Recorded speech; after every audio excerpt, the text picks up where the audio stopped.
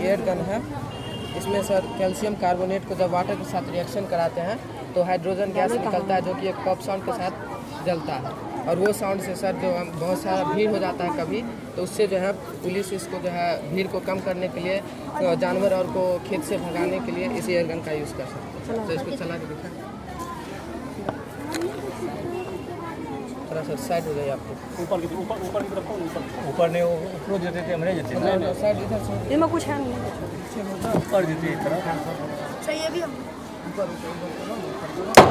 ऊपर